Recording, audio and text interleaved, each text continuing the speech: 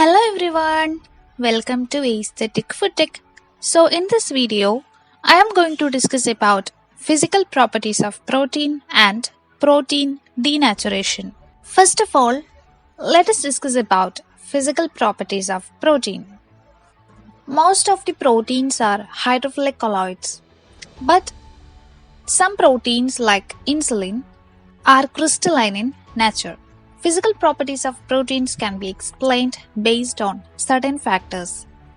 And these factors are taste, odor, molecular weight, heat coagulation, viscosity of protein solutions, amorphous nature, colloidal nature, and protein hydration. First of all, let us discuss about taste of protein. Proteins are generally tasteless, but hydrolytes and derived products have bitter taste, that is, they are bitter in taste. Next one, odor of protein. Protein are generally colorless, but during heating and drying, they become brown in color. And as a result of this process, an odor is produced which is similar to the odor of a burning feather. Molecular weight of protein. Proteins are macromolecules with high molecular weight, and the molecular weight of protein ranges between 5 into 10 raised to 8 and 1 into 10 raised to 6. Next one is viscosity of protein solutions. Viscosity of protein solutions depends upon certain factors, and they are pH, concentration, size and shape of molecule. Usually, long fibrous molecule are more viscous compared to globular one. Hydration of protein or protein hydration. Polar groups in protein such as NH2 and COOH become hydrated in the presence of water and swells up. Heat coagulation. Proteins form insoluble coagulants after or by heating. For example, egg. Boiled egg is a perfect example for insoluble coagulants of protein. Amorphous nature of protein. Proteins are amorphous in nature, that is, they act as acid and alkali. And this is the reason by which they migrate in electric field. The direction of migration depends upon the charge of the molecule. Colloidal nature of protein.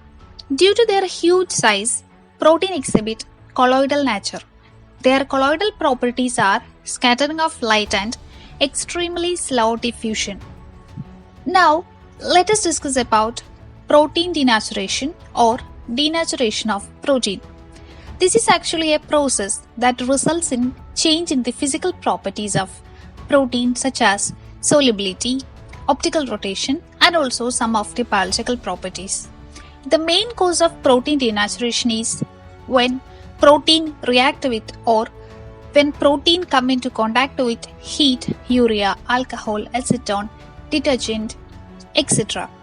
So, the process that result in such changes in proteins are called protein denaturation, and the protein that had undergone these changes are called as denatured protein. Unchanged proteins are called as natured proteins.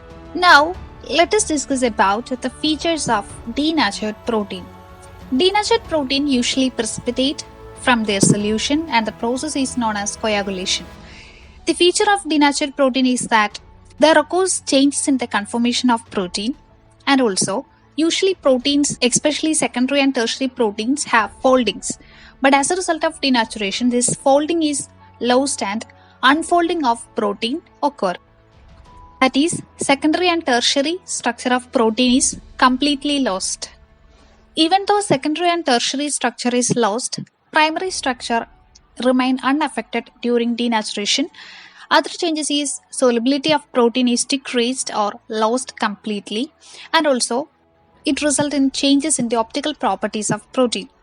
Denaturation is of two types. They are irreversible and reversible denaturation. Irreversible process of denaturation is the process by which protein structure can be reversed back to its normal state. For example, boiling of egg. Reversible denaturation or reversible type of denaturation mean that the structure of protein can be reversed.